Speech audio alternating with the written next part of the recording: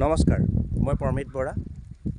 অনুসন্ধান এক ইতিবাচক বাৰ্তা এটি নতুন ইউটিউব চেনেল আৰম্ভ কৰিব খুজিছোঁ।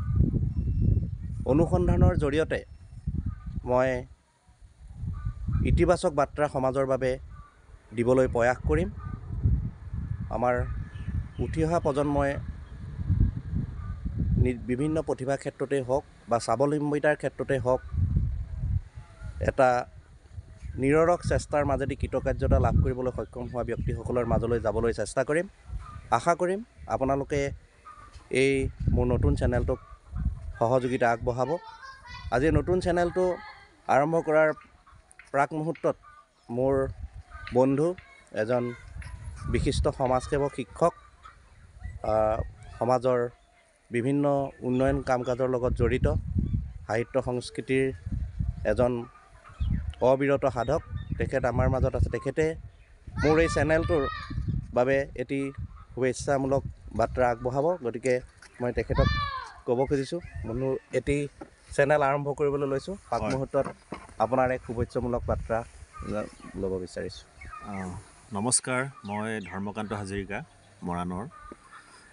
মোৰ বন্ধু একেই এগৰাকী উদ্যমী মনৰ যুৱক আৰু সমাজৰ কাম কৰি ভাল পোৱা প্ৰমিত বৰাই এই যি অনুসন্ধান নামেৰে ইউটিউব চেনেলটো আৰম্ভ কৰিছে, মই আশা ৰাখিছোঁ তেখেতে যিটো উদ্দেশ্য লৈ চেনেলটো আৰম্ভ কৰিছে সেই উদ্দেশ্যত সফল হ'ব আৰু সমাজৰ চুকে কোণে যিসকল আমাৰ নতুন প্ৰজন্মৰ লোকে আদৰ্শমূলক নিজৰ কৰ্মৰ জৰিয়তে উদাহৰণ দেখুৱাইছে, তেওঁলোকক তেওঁ পাত্ৰ দিবলৈ আনিবলৈ সক্ষম হ'ব আৰু সেইসকলেও যাতে নিৰ্দিষ্ট পথেৰে গৈ আনৰ উদাহৰণ হ'ব পাৰে, প্ৰজন্মই তেওঁলোকৰ পৰা একোটা শিক্ষা পাব। গতিকে মই তেওঁৰ এই যাত্ৰালৈ স্বাগতম জনাইছোঁ, শুভেচ্ছা জনাইছোঁ আৰু আশা ৰাখিছোঁ আমাৰ দৰ্শকসকলে তেওঁৰ এই ভিডিঅ'সমূহ ভাল পাব আৰু লাইক, শ্বেয়াৰ, ছাবস্ক্ৰাইব কৰি তেওঁক আগবঢ়াই লৈ যাব। ধন্যবাদ। হাজৰিকাক ধন্যবাদ জনাইছোঁ। আজি এই অনুসন্ধানৰ প্ৰথম অনুষ্ঠান মই এনে এজন ব্যক্তিৰ কাষলৈ আপোনালোকক লৈ যাব বিচাৰিছোঁ, যিজন ব্যক্তিয়ে কঠোৰ পৰিশ্ৰম কৰি এজন উচ্চ শিক্ষিত ব্যক্তি, ডিব্ৰুগড় জিলাৰ মৰাণৰ দাঁতিকাষৰীয়া বামুণবাৰী ঠেঙালৰ তেওঁ বাসিন্দা। বৰ্তমান এজন প্ৰতিষ্ঠিত ব্যৱসায়ী, বামুণবাৰী অঞ্চলৰ এজন প্ৰতিষ্ঠিত ব্যৱসায়ী।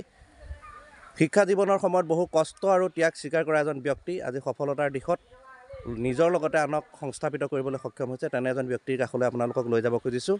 এয়া আজি আমাৰ মাজত আছে ধ্ৰুৱজ্যোতি চমুৱা। নমস্কাৰ। ধ্ৰুৱজ্যোতি চমুৱা এজন প্ৰতিষ্ঠিত ব্যৱসায়ী। আমি প্ৰথমে চমুৱা ডাঙৰীয়াক সুধিব বিচাৰিছোঁ, আপুনি আপোনাৰ শিক্ষা জীৱনৰ পৰা কেনেধৰণে আগবাঢ়ি গৈ আজি এই পৰ্যায় পালেগৈ, সেই বিষয়ে আপুনি আমাৰ দৰ্শকক কওক। শিক্ষা জীৱনটো মানে বহুত কষ্ট কৰি গ'লোঁ বুলি ক'ব লাগিব। এতিয়া আগতে গাড়ী মটৰ সুবিধা নাছিলে, আৰ্থিক অৱস্থাও বেয়া আছিলে বহুত। 18 কিলোমিটাৰ 20 কিলোমিটাৰমান হ'ব তেনেকৈ চাইকেল লৈ অহা যোৱা কৰিছিলোঁ। তেনেকৈ আৰু বহুত কষ্টত তেনেকৈ গ'লোঁ আৰু এনেকৈ গৈ চাকৰি তাকৰি বিচাৰি তেনেকৈ চাকৰিও নাপালোঁ। তাৰপিছত কি কৰিম আৰু উপায় নাপায় এনেকৈ ব্যৱসায় এটা কৰিবৰ কাৰণে অলপ চিন্তা কৰিলোঁ। হয় হয়, এই ইলেক্ট্ৰনিক্স ক্ষেত্ৰখনত আপুনি এতিয়া যিটোত আছে তাৰ বিষয়ে আপোনাৰ কেনেধৰণে আইডিয়া আহিলে বা কেনেধৰণে আৰম্ভ কৰিছিলে, সেই বিষয়ে আমাৰ দৰ্শকসকলক কিছু কথা আপুনি কওক। এই বিষয়টো প্ৰথমতে মোৰ তাৱৈদেউ এজনৰ ভায়েক, মানে দদাইদেউ হয় আৰু সৰুদাই বুলি কওঁ, বিমল চেলেং তেখেতৰ নাম। তেখেতৰ লগত গৈ মই প্ৰথমতে শিকিলোঁগৈ ৰেডিঅ'। তেতিয়া ডেক আছিলে, ষ্টুডিঅ' ডেক, মিনি ডেক, এনেকুৱাবিলাক radio', TV, black and white TV, এনেকৈ এইবিলাক ৰিপেয়াৰিং কৰিবলৈ শিকিলোঁ। শিকাৰ পাছত লাহে লাহে আকৌ CD, DVD এনেকুৱাবিলাক আহিলে। হয়, সেইবিলাক ৰিপেয়াৰিং কৰিবলৈ শিকিলোঁ। তেনেকৈ মানে সেইবিলাক ৰিপেয়াৰিং কৰিয়ে মই মানে কলেজ কৰিলোঁ আৰু পঢ়িলোঁ। মানে কলেজ পঢ়ি থকা সময়ত আপুনি নিজে ইনকম কৰি পেলাই নিজে ইনকম কৰিলোঁ। দেউতাও সহায় কৰিছিলে, দেউতা কাঠ মিস্ত্ৰী আছিলে, দেউতাও যিমান পাৰে দিছিলে। হয়, দেউতাই বহুত কষ্ট কৰিছিলে, হয় হয় কষ্ট কৰি আমাক মানে পঢ়াইছিলে। হয়। তাৰপিছত সিমানখিনিয়ে নুজুৰিছিলে, সেইকাৰণে নিজেও অলপ কষ্ট কৰিবলগীয়া হৈছিলে। হয় হয় আৰু তেনেকৈ কৰি শিকি মেলি দদাইৰ লগতে থাকিলেও মই প্ৰায় 13 বছৰমান কাম কৰিলোঁ হয় হয় দদাইৰ লগত। হয় এনেকৈ কাম কৰাৰ পিছতে ভাবিলোঁ মই নিজেই কিবা এটা কৰিম। হয় হয় দদাইৰ লগত কথা পাতিলোঁ, নিজেই কিবা এটা কৰোঁ। হয় কৰি মেলি তেনেকৈ দোকান এখন খুলিলোঁ।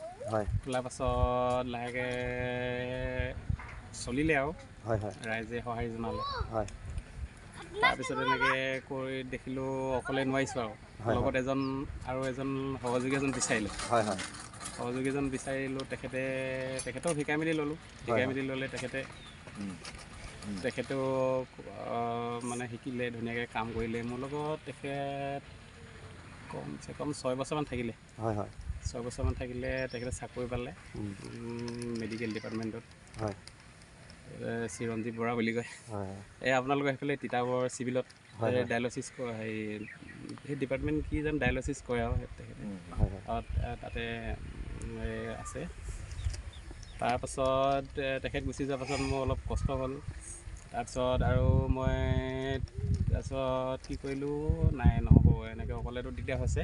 হয় হয় তেতিয়া কি কৰিলোঁ আৰু মই 3জনমান ল'ৰা লৈ ল'লোঁ। হয় হয় 3জনমান ল'লোঁ। 3জনমান লৈ মেলি তেনেকৈ কাম আৰম্ভ কৰিলোঁ। তাৰপৰা দোকানখন অলপ সৰু সৰু লাগিলে, আৰু এখন ওচৰতে লৈ ল'লোঁ। হয় তেতিয়া আৰু 2জন ল'ৰা লৈ ল'লোঁ। এতিয়া 5জন মানে মোৰ সহযোগী হ'লগৈ। আচ্ছা, এতিয়া আপোনাৰ কি কয় মুঠতে কেইজন আছে কৰ্মচাৰী? কৰ্মচাৰী বুলি মই নকওঁ, মানে সিহঁতৰ সহযোগী বুলি কওঁ। সহযোগী এতিয়া 2খন দোকান ন? লগতে একেলগতে কওঁ। 2খন দোকান কেইবছৰ হ'ল কৰা? এখন মোৰ 15 বছৰমান হ'ল, আৰু এখন 2 বছৰমান হৈছে এতিয়া। মানে 15 বছৰীয়া এটা 15 বছৰ হ'ল গোটেই কাম 15 বছৰ নিজে কৰা? নিজে কৰা 15 বছৰমান হ'ল। আচ্ছা আচ্ছা, বৰ ভাল কথা। আৰু এই আপুনি এটা সুধিছোঁ আৰু যে আপোনাৰ যিটো ব্যৱসায়িক সফলতা, টাৰ্ণ অভাৰ এটা ইয়াৰ্ছত কিমান আপুনি কৰিছে? টাৰ্ণ অভাৰটো মানে তেনেকৈ কিমান হ'ব, গোটেইটো আনুমানিক আপুনি এটা দি দিয়ক আৰু মানে মান্থলি আপোনাৰ মানে কিমান মান উপাৰ্জন হয় মানে সেইটো উপাৰ্জনটো আনুমানিক এটা মানে বেলেগ কথা নহয়, আমাৰ উঠি অহা প্ৰজন্ম এটা উৎসাহিত হ'ব যে কৰ্মসংস্কৃতিৰ জৰিয়তে মানে চাকৰিতকৈ ভাল আৰু ইনকম এটা আহে। হয় হয়। আৰু আপোনাৰ এতিয়া নিজৰ লগতে আপুনি 7টা ফেমিলিক আপুনি সংস্থাপন দিবলৈ সক্ষম হৈছে। তাৰোপৰি আপোনাৰতো এতিয়া আমি যিটো গম পাইছোঁ বা হেৰি হৈছোঁ, আপোনাৰ এটা এতিয়া সম্পূৰ্ণভাৱে আপুনি সফল। কাৰণ আপোনাৰ এতিয়া আজিৰ দিনত মাটি, ঘৰ, গাড়ী সকলোখিনি আমি দেখাত মানে আপোনাৰ হৈছে। গতিকে সেই গোটেইখিনিতো আপোনাৰ এই ব্যৱসায়ৰ জৰিয়তেই আপুনি কৰিবলৈ সক্ষম হৈছে। ব্যৱসায়ৰ জৰিয়তে। হয় হয়। ব্যৱসায় কি আছে সেইবোৰ কৈ দিম নেকি? কৈ দিয়ক। আপোনাৰ এতিয়া বৰ্তমান আপোনাৰ কিমানখিনি কি ব্যৱসায় আপোনাৰ আছে আপুনি কৈ দিয়ক। প্ৰথমতেতো মই মোবাইল ৰিপেয়াৰিং কৰিছিলোঁ, এতিয়া মোবাইল ৰিপেয়াৰিং চলি আছে। মোবাইল ৰিপেয়াৰিং, চেলছ, এচেছৰিজ এইবিলাক হয়। আৰু অনলাইন কামবিলাকো হয়। জেৰক্স, DTP মানে এইবিলাক হয় আৰু ফটো চটো বনাওঁ। হয় হয়। আৰু শেহতীয়াকৈ কিবা আৰু নতুন কিবা পৰিকল্পনা আছে নেকি? চিন্তা কৰিছে নেকি পাব্লিক কিবা এনেকুৱা হেৰি প্ৰিণ্টিং দিশটোত? সেইটো দিশত চিন্তা চৰ্চা চলি আছে, কিন্তু অকণমান কি হয় দেখা যাব লাহেকৈ। ইটো পৰিপূৰক সেইটোতো এটা ভাল কৰিব পাৰে, নহয় জানো? আপোনাৰ যিহেতু আইডিয়াটো আছেই। চাওঁ, চিন্তা চলি আছে, কি হয় এতিয়া চাম আৰু কি হ'ব। হয়, এয়া আমাৰ আপোনালোকক আজি কথা পতাই দিলোঁ। এয়া ধ্ৰুৱজ্যোতি চমুৱা, তেখেত এজন এতিয়া প্ৰতিষ্ঠিত ব্যৱসায়ী বামুণবাৰী অঞ্চলৰ। গতিকে ধ্ৰুৱজ্যোতি চমুৱাৰ পৰা আমি এটা কথা গম পাইছোঁ যে চাকৰিৰ বাবে ৰখি নাথাকি আমি আচলতে কৰ্মসংস্থাপনমুখী নিজে আত্মনিৰ্ভৰশীল হ'বলৈ চেষ্টা কৰিব লাগে। আপুনি নতুন প্ৰজন্মক কি আহ্বান জনাব শেষত? নতুন প্ৰজন্মক এইটোৱে জনাম যে চাকৰিমুখী মানে বেছিকৈ চাকৰিমুখী হ'ব নালাগে। চাকৰি যদি যোগ্যতা আছে পাব, ট্ৰাই কৰি থাকিব লাগে। কিন্তু যদি মানে নেপায়, বেছিকৈ মানে মন চন ভাঙি দিব নালাগে আৰু নিজে ব্যৱসায় নিজৰ বুদ্ধি কৌশলেৰে কিবা ব্যৱসায় বাণিজ্যই হওক বা কিবা যি পাৰে আৰু ব্যৱসায়ৰ জৰিয়তে মানে কৰ্মসংস্থাপন লাভ কৰিব লাগে। সেইটোৱে। ধন্যবাদ জনাইছোঁ। আজি অনুষ্ঠান আমি ইমানতে সামৰণি মাৰিছোঁ। পৰৱৰ্তী সময়ত আমি অন্য এজন ব্যক্তিৰ কাষলৈ আপোনালোকক লৈ যাম। আশা কৰিম আপোনালোকে আমাক সঁহাৰি জনাব। ধন্যবাদ।